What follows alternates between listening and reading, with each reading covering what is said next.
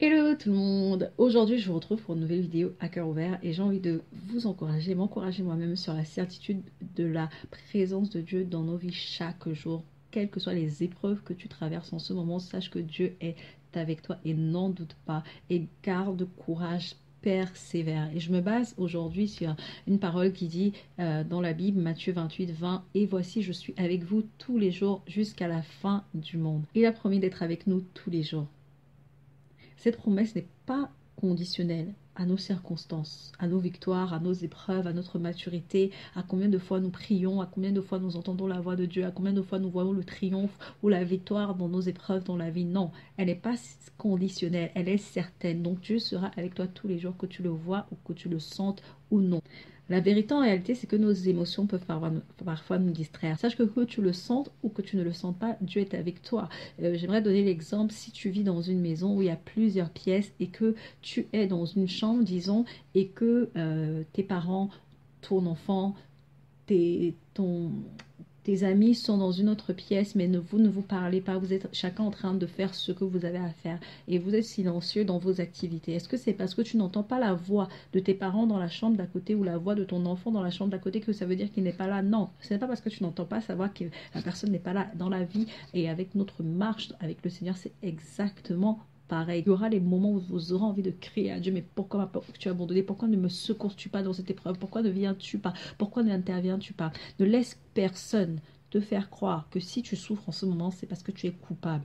Alors laisse-moi te dire une chose, si tu es intègre, que tu marches dans la volonté de Dieu, que tu marches dans une vie de sanctification, que tu respectes et honores Dieu, que personne ne vienne te culpabiliser et te dire que si tu souffres, c'est parce que tu l'as permis. Dans ta vie, mon ami, tu auras des moments où dans ton épreuve, là où tu cherches maintenant les amis pour t'encourager, c'est eux-mêmes qui vont t'enfoncer. C'est eux-mêmes qui vont commencer à dire, mais c'est peut-être toi qui es coupable. Si tu cherches du travail depuis, tu ne trouves pas. Tu ne cherches peut-être pas aux bons endroits. Tu ne frappes peut-être pas aux bonnes portes. Si tu es toujours célibataire, tu ne rencontres peut-être pas les bonnes personnes. Tu ne sors peut-être pas aux bons endroits. Si tu es toujours ceci, si tu es toujours cela, c'est que tu as forcément fait ceci ou cela. Les gens chercheront un moyen de mettre la faute sur toi. C'est pour ça que j'insiste que si tu es intègre, continue de marcher sur l'intégrité. Laisse parler les gens, mais sache que ta délivrance viendra. Mais en attendant, reste ferme. C'est pas en toute saison qu'un arbre porte du fruit. Vous avez vu un arbre qui donne du fruit du 1er au 31 de janvier à décembre? Non. Dans ta vie, ça sera similaire. Il y aura des moments où tu seras fructueux, portera du fruit, pardon.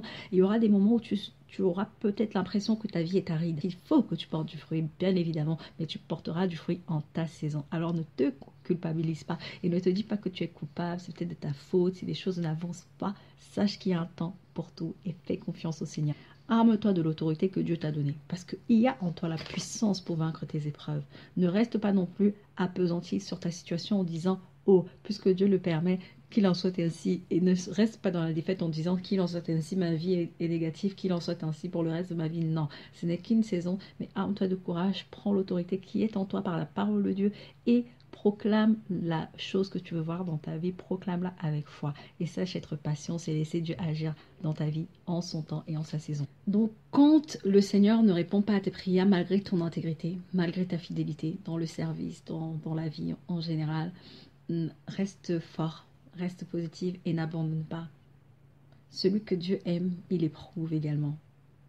Et il pourra arriver que tu perdes des choses qui te tiennent à cœur, que tu perdes des personnes sur le chemin qui te tiennent à cœur. Dieu te permet de perdre une chose dans la vie. En tant qu'enfant de Dieu, sache qu'il le remplacera avec quelque chose de plus grand. C'est vrai que si tu perds un enfant, par exemple, tu es une mère, tu perds un enfant ne se remplace jamais.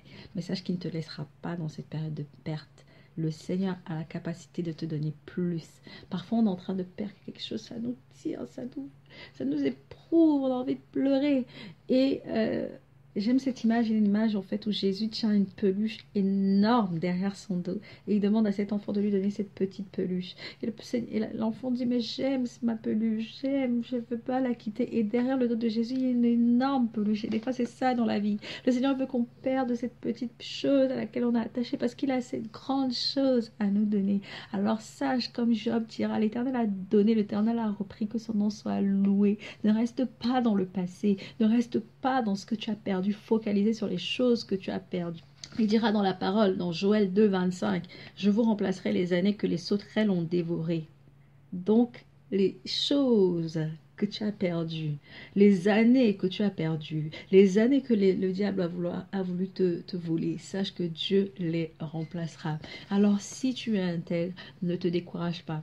Ne te dis pas, j'ai essayé de marcher dans l'intégrité, j'ai toujours vécu une vie où j'aime les gens, je donne, et malgré ça, ça ne marche pas. Alors j'arrête de servir, alors j'arrête d'être intègre, alors je vais faire comme les pécheurs font, je vais aller faire des choses de façon à arriver à obtenir ce que je veux par de mauvais moyens. Non, reste patient. Et c'est souvent au moment où tu es sur le point d'abandonner que ta délivrance est en train d'arriver en fait. Au moment où c'est le plus difficile, c'est là que ta délivrance arrive. Vous imaginez si Joseph avait été découragé dans l'épreuve, il n'aurait jamais été le gouverneur d'Égypte, il n'aurait jamais apporté la délivrance à Israël.